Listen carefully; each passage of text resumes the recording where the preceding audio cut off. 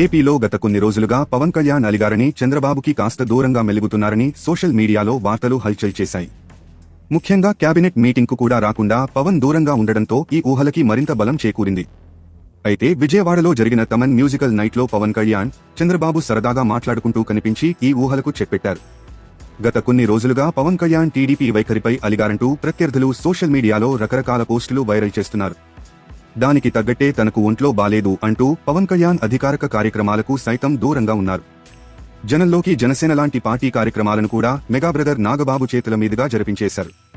ఈ నెల 6న జరిగిన కేబినెట్ భేటీకి సైతం పవన్ హాజరు కాలేదు. దానితో పవన్ కళ్యాణ్ ఎందుకు రాలేదు అంటూ సీఎం చంద్రబాబు జనసేన కీలక నేత నాదెండ్ల మనోహర్ను వివరాలు అడిగి తెలుసుకున్నారు అంటూ వార్తలు హల్చల్ చేశాయి. అయితే పవన్ కళ్యాణ్ అనారోగ్యం కారణంగానే అధికారిక కార్యక్రమాలకు దూరంగా ఉంటున్నారు అనేది జనసేన వెర్షన్.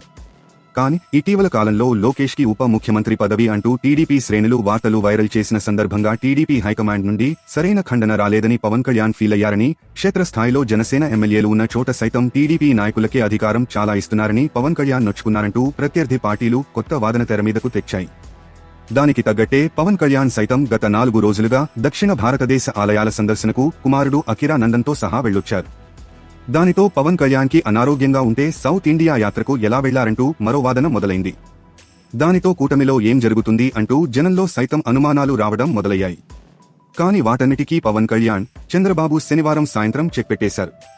తలసేమియా బాధితులకు సహాయం అందించేందుకు ఎన్టీఆర్ ట్రస్ట్ ఆధ్వర్యంలో యుఫోరియా పేరుతో ప్రముఖ సంగీత దర్శకుడు తమన్ విజయవాడలో మ్యూజిక్ కన్సర్ట్ నిర్వహిస్తున్నారు. ఈ కార్యక్రమంలో ముఖ్యమంత్రి చంద్రబాబు నాయుడు, ఉప ముఖ్యమంత్రి పవన్ కళ్యాణ్ పాల్గొన్నారు. పవన్ కళ్యాణ్ ను NTR trust managing trustee Nara Bhuvaneswari సాదరంగా స్వాగతించారు. ఆ కార్యక్రమంలో చంద్రబాబు, పవన్ కళ్యాణ్ పక్కపక్కనే కూర్చుని ఉల్లాసంగా కనిపించారు.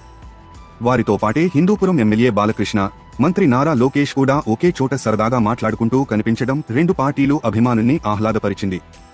దానితో జనసేన టీడీపీ మధ్య గ్యాప్ ఉందంటూ వినిపిస్తున్న వార్తలకు ప్రస్తుతానికి చెక్పడినట్లు అయింది. తాజా సమాచారం కోసం లైక్ చేయండి, సబ్స్క్రైబ్ చేయండి, నోటిఫికేషన్ల కోసం గంట సింబల్ ఆన్ చేసి పెట్టండి.